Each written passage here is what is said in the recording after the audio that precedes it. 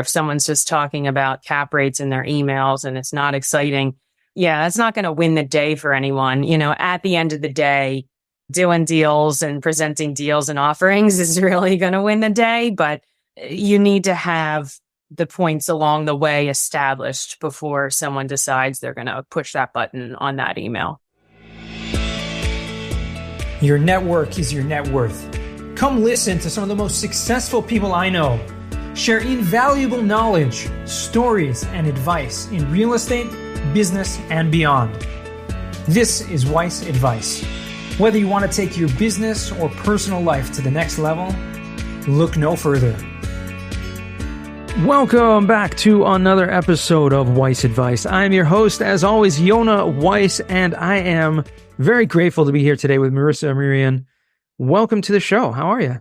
I'm great. How are you? Thanks for having me.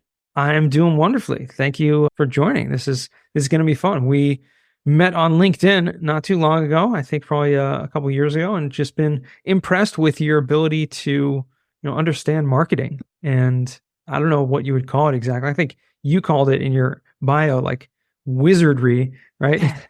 But that itself is just shows you the power of copywriting and understanding, how to use words and how to describe things in a way that stand out, which is something you do, which I was, like I said, impressed with, and just grateful to have you on the show. I'd love for you to give our listeners a little background of, who you are, what you do, and how we got acquainted. All right. Thank you. My name is Marisa Amirian. I am the founder of Caploom. My background is in technology since the 90s, doing web development and software development.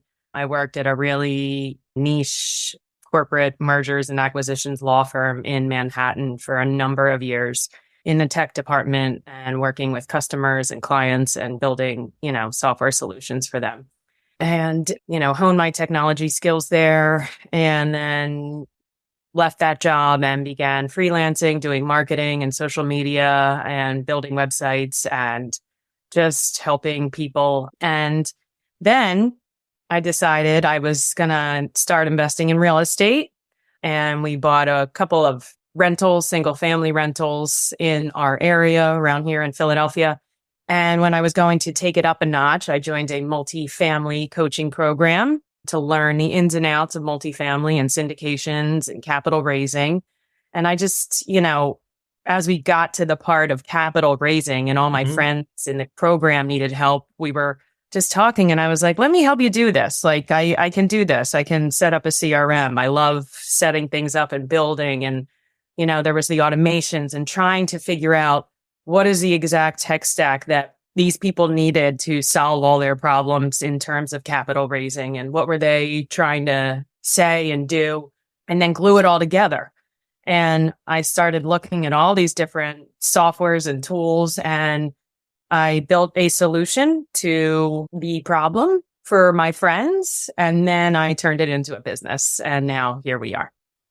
That's amazing. And so you still invest, you're still on that path of kind of the rentals, but also in investing in multifamily or syndications, or did that kind of take a detour with the marketing and the Caploom business? That took a detour. I am proud to say that I'm solely focused on this. I still invest as an LP because, I get to meet a lot of operators and learn about a lot of deals. Right. I hang out with investors all day, capital raisers, so I'll never stop investing, but I am solely focused on building this solution. So anything, building this business. So anything I'm learning on a day-to-day basis, I'm trying to pour into this, not trying to start a fund on the side. This is my main business. Right. It's not a sideshow. No, that's great. I love that focus. And what kind of fascinates me is that having personally been, a capital raiser and investing in real estate as well, and speaking with that, we don't look at it in the same way that someone like you with the technology background does. I mean, when you think about capital raising, you think about networking and you think about, who do I know and how can I get out there and how can I speak to investors and scale that? But, what role, would you say plays in terms of the actual technology and the ability to, I guess, cultivate those leads, et cetera, to make it work? Because it seems like an integral part, but it's just kind of pushed under the rug or ignored or not understood well enough by most people who are trying to raise capital. And that's exactly it in a nutshell. No one wants to think about these things, right? You don't want to be worrying about these things. You don't want to be trying to figure it out while you're trying to build these relationships and have conversations with people and find deals and build partnerships, like who wants to do all that stuff? But that is just how my brain thinks, I'm trying to put technology in front of everything I do. When I sat down to do real estate, I wanted to figure out a technological solution for it first and foremost. And that's not the answer, but it's how my brain works. So it's the tools that, all stack up together to help people do those things, and then sort of automating all of these bridges and tunnels to these relationships. We try and give people a process or customize their process in terms of technology. So when they meet someone and this person is new to their world, like how do they get their message across and convert this person into a believer, into an investor? And we help with that pipeline, with that process. So creating automation seems like, for our listeners who may not even know what that means, like what is that about? Like, what is an automation? Because I know we all get them, right? If you open your inbox, you are subject to email automations and all kinds of stuff like that. But every single day. But how does that actually work on the back end? And what's kind of the process like? Yeah, so the automations are manifold. There's different types and kinds, some of them are just automating messages. So some of them are automating, behind the scenes, appointments and, make an appointment with this person and then tag them. And then others are just putting people into workflows and nurture sequences and making sure that we know where they are in the process. Other automations are tagging and making sure that part of our process is to help find out data from a contact list, from a set of investors, from leads. Are they ready to invest? Do they have capital? Are they accredited? So we're asking these questions in an automated way and then doing automated, back end data manipulation to make sure that this gets all served up. So we're building out, sort of a custom dashboard. So these analytics can bubble up and you can see how much your pipeline is worth. And the automations are there to enrich data, to get your message out. They're there to do many different things. That's fascinating. In the end of the day, it really all comes down to data, and it's very powerful once you're able to, like you said, manipulate, but use that data to message or target the message is really what I'm saying, right? Because a lot of times we're focused on, especially with social media, we're focused on kind of like marketing at large, right? But really, you want to focus that. You want to find your niche, your avatar, what they call it, right? The right person to get your message, and not just put it out there to a million people, and you're not really targeting anyone at that point. Correct. You got to get real clear about who you're trying to find. You have to be able to target that message to them. If you're trying to find high net worth investors, you don't want to be explaining, cash on cash returns to them. You want to be talking about different things. And I have investor clients who are doing deals based on their investor data. They're not finding deals and bringing them to their investors. They're asking their investors and then finding those deals. So the data is so powerful. And who has time to ask every single investor in their list if, what they want, that's got to be done in an automated way, in a data first collective way. So how's that done? Is it like you're polling people, or you just see like what they interact with, or you see what, which emails they open or things like that? Like, how do you actually go about knowing that? Or is it all of the above? For sure. So there's a lot of different points at which we're contacting people and asking them these questions. One investor is doing a regular survey, every couple months. It's on a loop. We build a workflow and it's automated. He doesn't even have to think about it. If they're clicking on a link that is a PPM, well, then this person is interested, and we're going to move them visually through the pipeline so that you can see this is your list of investors that are interested actually in this deal. They clicked on it. They want to, maybe they're right for a little more targeting, a little more follow-up, asking just questions. What kind of assets are you interested in investing in? Would you be interested if we did a fund? What kind of returns do you want? These are questions that people are asking. It seems like the technology is amazing and everything like that, but you can't really replace that face-to-face or that one-on-one contact Nope. between, investors. So, I mean, how do you balance the two, right? Obviously, you kind of need the back end, but you still have to do the work and you have to be out there in front of people. I mean, Absolutely. how do you balance that? So what we're doing is setting up these processes as we're enriching data, as we're reaching out to people, as we're sharing our story, as we're telling them who we are, what we believe in, why they would want to invest with us. And then, oh, here's a deal. Well, let's hop on a phone call. And there's a whole workflow for that too, inside the tool that we provide, that we set up. So really, like I said, a lot of this is the bridges and the tunnels that get you to the actual conversation where you're on the phone. In my mind, I'm setting up a system, and my ideal client just has a calendar filled with appointments, and they're talking to investors, or they're going to meetups and having webinars, and they are pitching their deals.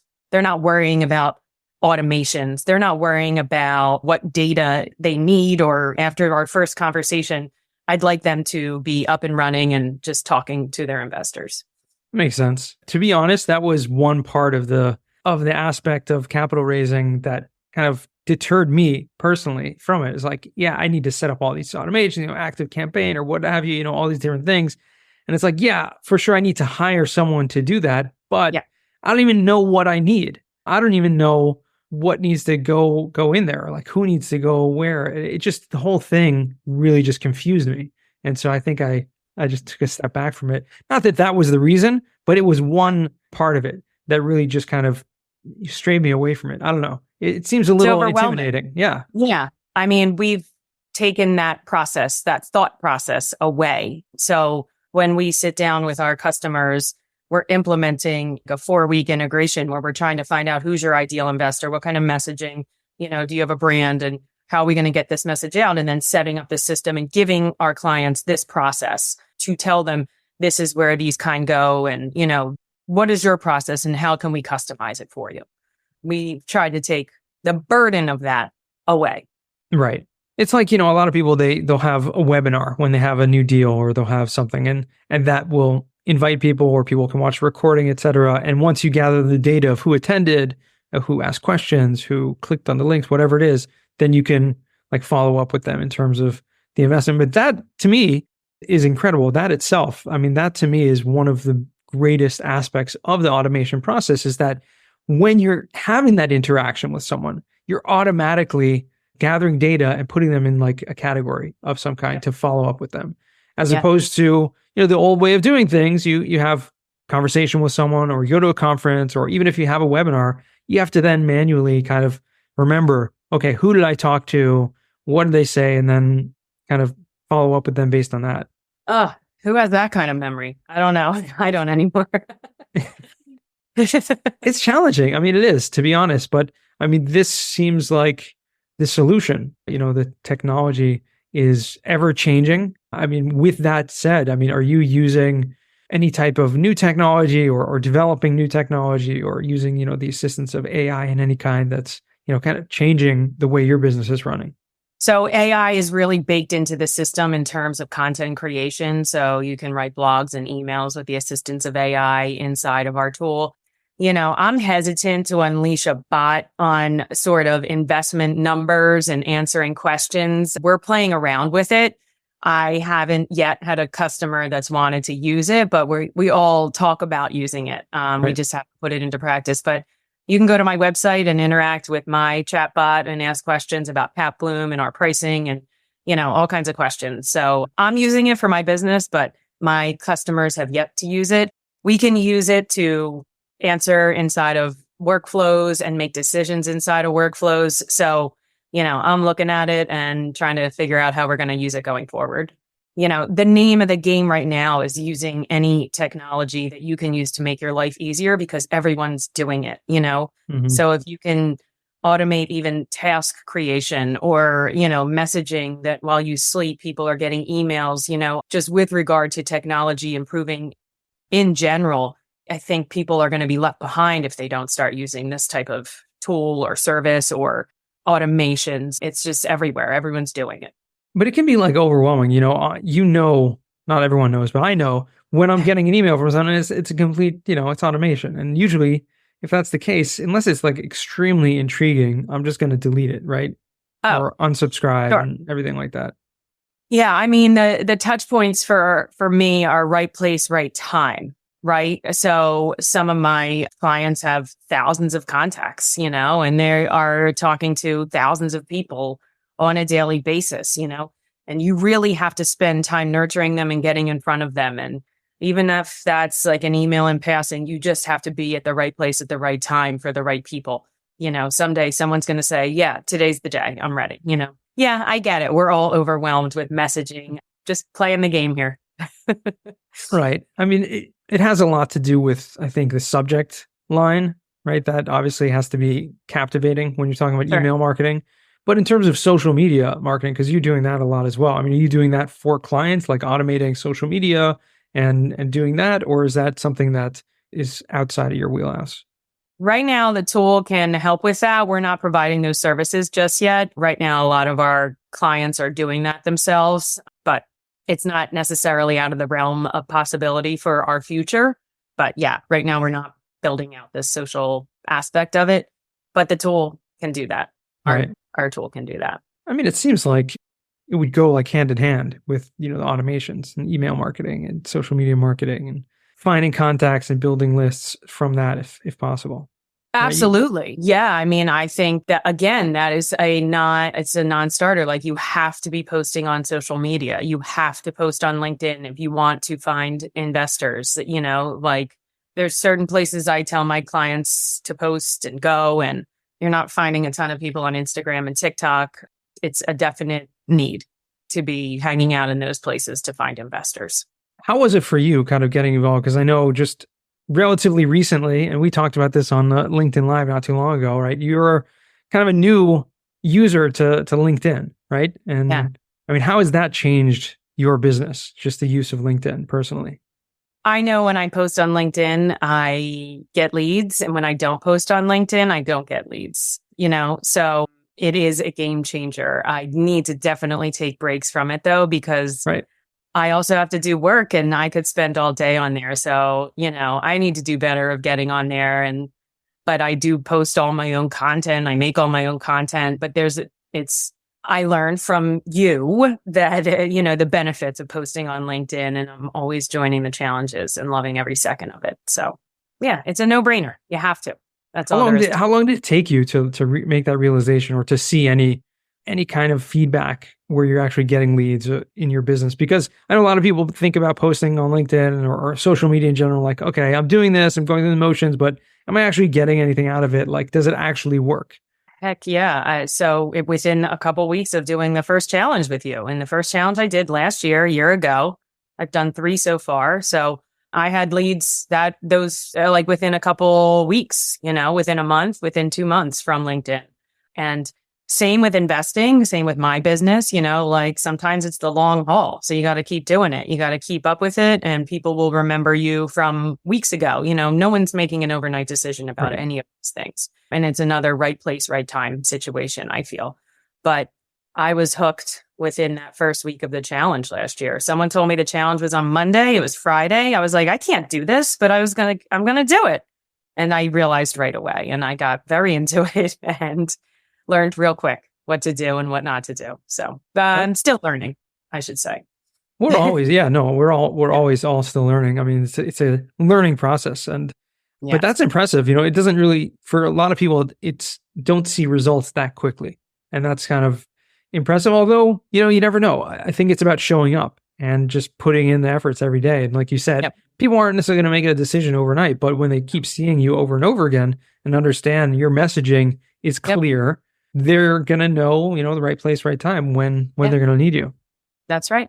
It's got to be clear messaging. You would need to add value. Everyone has attention in a million different places. They need to understand what's in it for them.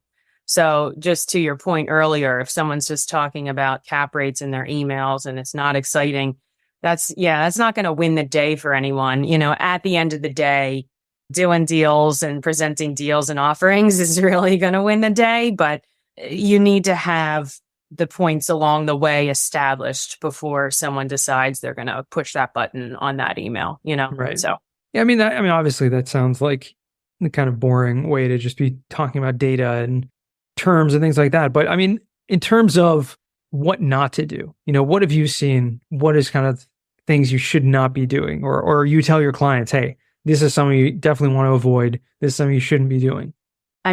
One of the things they should not be doing is not communicating. I had someone who wanted to set up a part of their process and they were getting ready to do a deal and they hadn't talked to their investors yet. And I said they had a smaller contact list and it wasn't like a huge, horrible situation, but you need to really prime your investors for a while. So I think being silent and not communicating is probably the number one bad thing to do. And also, I think that you need to be adding value. So not adding value and just, being generic in your messaging is not going to be helpful either. And being responsive and available. I have a pretty big investor client who puts his personal cell phone number on all of his emails.